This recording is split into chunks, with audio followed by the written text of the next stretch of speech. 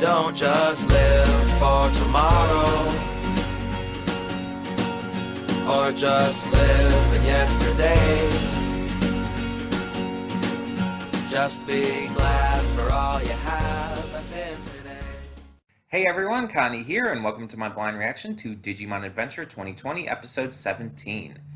So, last we left off, we had half of our crew enter this kind of fake real world, and while they tried to get home and everything, they ended up realizing things weren't quite what they appeared. They ended up realizing that this was fake, that this was a trick, and so they fought against it and ended up coming head to head with this Digimon. Of course, they ended up being joined by the rest of the team, finally reuniting after all of the Ultimate Evolution episodes, and they're just split in general. And it seems like there's an even bigger Digimon also behind this, that the first one they saw wasn't the only one, which causes some issues because they all had to use their ultimate forms to take out the first one, which was only a champion form, but I guess because of its trickery and its ability to stop others from attacking it directly, it was able to give a challenge. This next one's not going to be as easy, though, and there's going to be some issues. Now, I think I mentioned last time that I really don't want to see Megas yet. I feel like them introducing Megas this early would be too much. Like, I understand going up to Ultimates. Like, in the original series, Ultimates had a lot bigger of an arc to them, and it was a lot bigger of a deal. But I understand them wanting to kind of move through that this time to really just get past all the big introductory moments, because they don't want this. I feel they don't want this series to rely on that as much as the original did, because that was the big thing about the original. It's like every big moment seemed to be leading up to a new evolutionary stage, and that's fine. That's a great idea, but when you're doing a reboot, you want to make it stand apart. So by introducing the ultimate levels much earlier, it allows it to stand apart separately from the original and allows you to get past it, all that kind of stuff, for the fans of the original series who are going to be your main demographic. Let's be honest. No matter what they say who they say they're trying to appeal to with the series, the main demographic is going to be the fans of the original. You're going to get more fans of the original than you're going to get current day children watching this. And you're going to still get plenty of children watching the new series. But yeah, most of the demographic is going to be fans of the original who are tuning in to see if this lives up to it.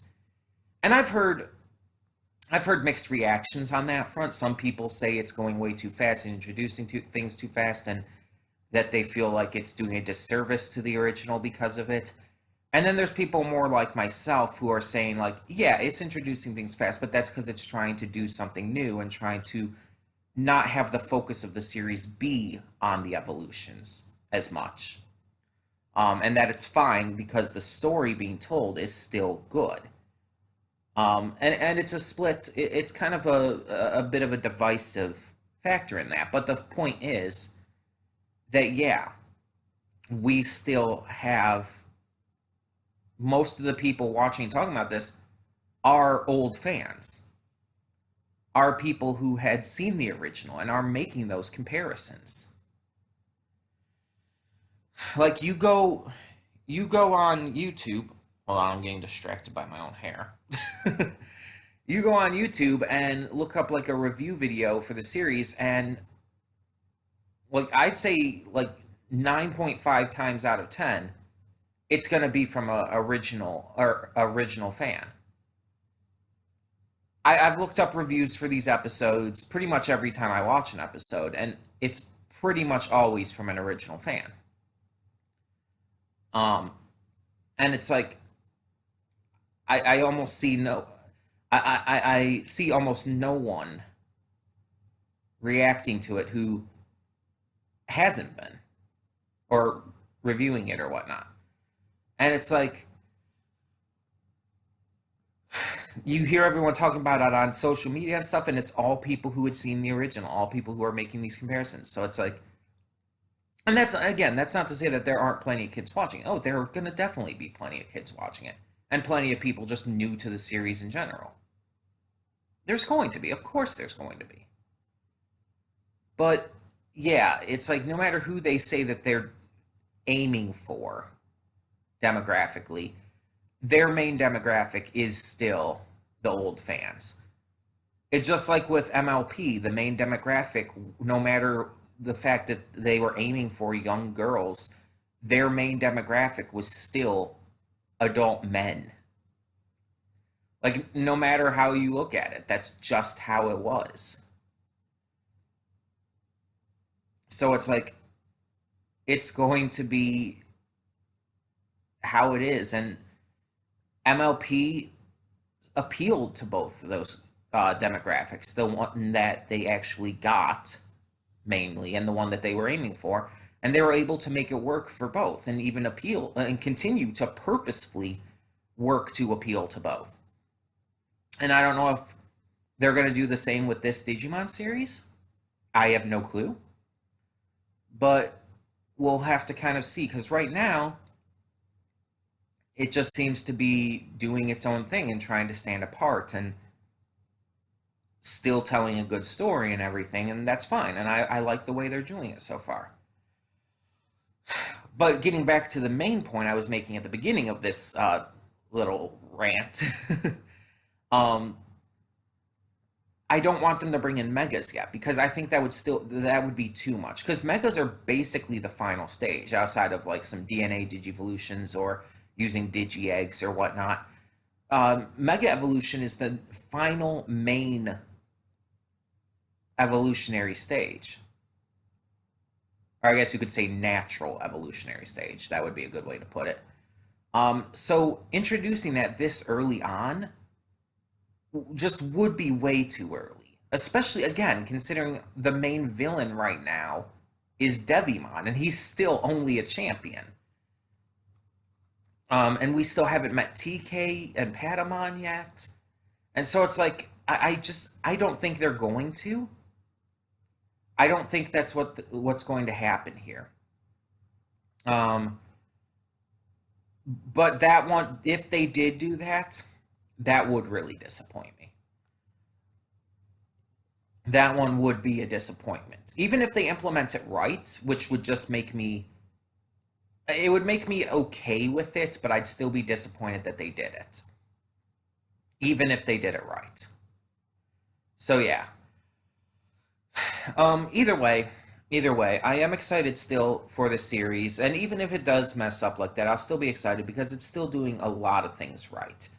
And I'm very excited to see where they go with finishing off this little post-Ultimate Evolutions mini arc and where they go next.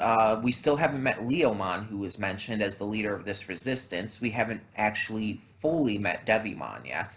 So there's still a lot we could do. Again, as I said, we haven't met TK and Patamon, so we'll have to see. We'll have to see how this goes. In the meantime, yeah, just we're going to get this started. Hope for the best. Hope for no megas yet. As much as I love the megas, by the way, I just don't want to see them yet. So we're going to hope for the best here and get this going. So when the screen fades to black, pause this redirect and go to the description below. Follow a link to the reaction, and after you watch it, come back here to the redirect and resume play. Because after it fades to black and then fades back in, everything from that point forward will be my afterthoughts and will contain spoilers to the episode. So that being said, thank you so much for tuning in, and I will see you at the reaction. Okay, and we are back, and we'll begin with spoilers in 3, 2, 1, now. Okay, so I am very glad that we did not have any megas in this one.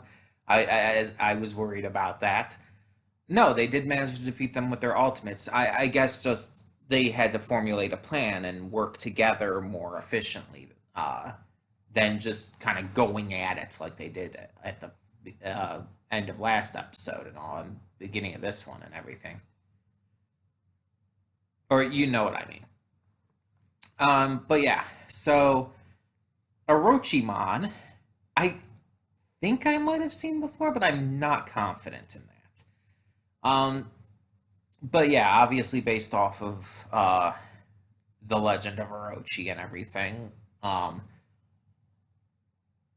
It's just this super large, super powerful Digimon. Apparently, was evolved from Aizmon, which I did not like realize. As I said in the reaction, I thought that it was a completely separate Digimon that came after Aizmon was defeated, and that like they were working together. But no, it just evolved from Aizmon. Whatever. Okay. Um, at least that's what Izzy said in this one, or Koshiro, whatever you want to call them. I'm still gonna call them by their uh, English localized names because again, it's what I know. It's what I grew up knowing, so it's what I'm familiar with. It's easier for me. Okay. Um, but most of this episode was just everyone coming together, working out a plan, and defeating Orochimaru. That's really all this episode was. Um, Other than that, the only big thing it showed was actually introducing us for real to TK this time, or Takeru. Um, Matt mentioned that he lives near Shibuya, so that's why when Shibuya was mentioned, he reacted like he did. And we actually do get to see we saw a very brief glimpse of Takeru before, but now we actually get to see him react to seeing like somehow seeing his brother and all them fighting Orochimaru. Like it showed him and Kari noticing this. Are they the only ones who could see this because they are already connected to their crests? We did see that before. Um, Maybe that's why. But both of them are in the human world, and as has been pointed out, right now the time is like equal in both places. It's there's no like lag or slow down between like in the real world compared to the digital world. So that means as they're fighting Orochimaru and everything, that Takeru is in like his home. So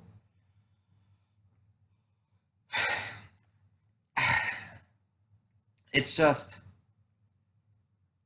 they're heading to find the holy Digimon, and I was so convinced it's going to be Patamon and Angemon, and that's how we're going to meet Takeru and everything. But it could still be Patamon, but that would mean Takeru hasn't met him yet and everything. And it's like, oh, what's the deal? I'm like, oh my goodness, it might not even be Patamon. Like, I don't know who else it would be because they've been building up to this, and it's like I swear I thought that was going to be the case, but no. Now I'm just not sure. So I don't know where this is gonna go. But we did get a good focus on both Hikari and Takeru in this one, or Kari and TK. Um, and it's definitely building up both of them as being future Digidestined or chosen ones, as it's called in the Japanese. Um, which, yeah, I mean, obviously, again, to any fans of the series who are going to, again, be the main demographic, we know this. We know that both of them are the final two Generation 1 Digidestined we have yet to meet. Um, and I still think Kari's going to be coming in during the Myotis Monarch, because, again, that makes the most sense, considering that's when Gatomon comes in, at least in the original. And with Gatomon being so heavily tied to Myotismon, I don't see how they would be able to introduce that sooner. Um, but then, when is Takeru going to come in? It's like I just don't know. Like we're set because in the original series, Takeru was part of the original group. He was there from the beginning, I believe. Because I believe he was either at the camp as well, or he just got transported into the digital world at the same time. But he was with the original group. It's just his thing was that it took longer for him to digivolve. So yeah, it's just I don't know where they're going with this. They're definitely making some notable changes. And I'm very interested to see what they do with them. Um, but yeah, now at the end of this episode, we have a countdown, a 10-minute countdown timer. No one knows what it means or anything, so it's very ominous, very scary, very just unnerving, and it's like, what the hell is this leading to? So I thought this was going to be a two-parter. It's more of a three-parter, it seems, at least for now. I might even go further beyond that. But this is big. Like, obviously, we've had these different like little mini arcs during this series so far. We had like everyone getting their champion evolutions, everyone getting their ultimate evolutions. We had the little couple episodes at the fortress, um, and now we're having this one. And this one definitely feels like the biggest one so far. Like, yeah, the evolution arcs, it's like, okay, cool, whatever. Um, the Fortress one was the other really big one. It felt like this, like, just really big point. But this one feels much bigger. This one feels like a much bigger deal, not just because of the Ultimates having to come together and everything, but because this one is affecting the real world in a way that the other ones haven't. And this one is also introducing us more to Hikari and Takeru, which both of them are going to be very important in the future of this series, if it's anything like the original. Um, and yeah, it's doing a lot of big things, I feel. Um, it's definitely got a bigger feel. One of the things I also want to mention, um, I've been watching this set of what would you call it? I guess you could call them podcast like things. Um, from Billiam.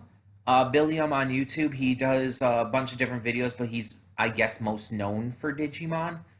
Um, and he started reviewing the series when it came out, but then he decided to switch uh, to doing like this podcast with three other people, one of which I think is his girlfriend or wife or something. I'm not 100% sure on that. They live together. I know that much. Um, but yeah, but he does it with three others, and they just talk about like a group, like basically a month's worth of episodes at once. They do it month by month.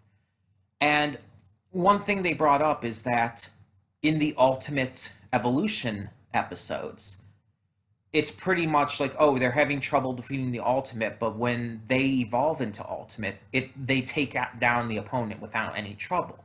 That there's no challenge anymore. Like especially with where Garurumon, he just destroyed his opponents like as if it were nothing. He was so much stronger that it was ridiculous. Like they're pointing out, like, okay, so obviously a champion's not going to do much against the ultimate level opponent, right? But when they turn ultimate, why are they so much stronger? They're like mega level strength in comparison to the ultimate because they're that much stronger than their opponent that it feels like they're a level above. And I heard them talking about this, and I thought, like, yeah, that's a fair point. That like after they reached their ultimate evolutions in those episodes, they did take out their enemies without any trouble. That there was no actual challenge left at that point. I will agree with that, and I never really thought of it as an issue because for me it just felt like that was kind of the point they were going with. Plus, also keep in mind that these are like the chosen ones, basically, and that their Digimon partners are supposed to be notably strong. Like, they're not just regular Digimon, just here and there. They're supposed to be notably strong Digimon. Like, keep that in mind. um, but yeah, it's just I feel like that was never an issue for me, but it is something I did notice and I wanted to bring up because after the Ultimate Evolution episodes, we have this little mini arc, and not only could they not defeat the champion level on their own, but also the ultimate level of this enemy. Both Aizmon and Orochimon had to be defeated by the ultimate levels of our heroes coming together, showing that, yeah, while they defeated these random miasma controlled evil Digimon on their own with no trouble, there are Digimon out there who are stronger and who use various forms of strategy and trickery to be able to make it so they're not so easily defeated. Even a champion level can actually stand a chance and do something against multiple, like, notably strong ultimate levels. That's impressive, but also scary. And that is important because I was wondering how they were going to make it work now that they've unlocked their ultimate levels, how they were going to make it work that the first main villain is only a champion level. Devimon is only champion level. But if this is the case, like where we can see where even champions can put up a good fight against ultimates by using strategy and trickery, and honestly, we know that's Devimon's kind of thing, that explains how Devimon is still going to be a notable threat against our heroes. He's going to use that strategy and trickery to be able to be a threat, to be able to be on their level, even though they've already unlocked their ultimate forms, and again, are notably strong. But to be fair, the bad guys in this series are also notably strong. They're not like, again, normal Digimon you would just see. Like, trying to think of a good example. Tyrannomon. Like, we saw Tyrannomon already. He's a champion level just like Devimon, right? No, Devimon is so much notably stronger than Tyrannomon.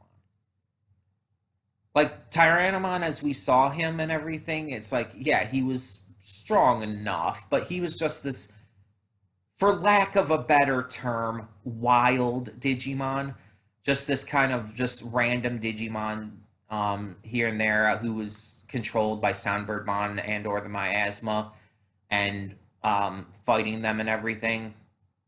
But he wasn't like this, like, super powerful champion level Digimon.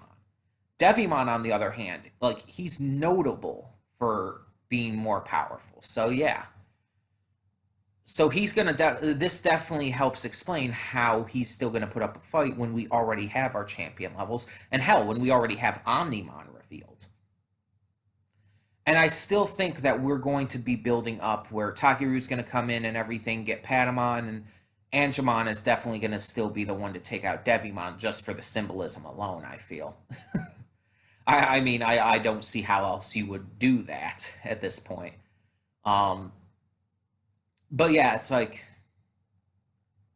I think that would be the smartest move and just the most obvious too, to be fair. But yeah, it's like, by introducing this concept with these episodes here, that even champion levels can put up a fight against ultimates if they're, one, strong enough, and two, have enough strategy and trickery, then yeah, this definitely helps with the future of the series and shows that even though evolutions are important and they do make you stronger, they're not kind of like an end-all be-all, and that even lower levels can defeat higher levels if enough is put into it. I feel like that's going to be important, not only for what I mentioned, but for even more going forward, even. But we'll have to see exactly how that goes down. It's going to be really interesting for sure. And I have a lot of hope for where this is going to go. And I'm excited. I'm very, very excited. So tell me in the comments below what you thought of this episode of Digimon Adventure 2020, and thank you so much for tuning in. For now, I'm Connie, and I'm signing off. See y'all next time.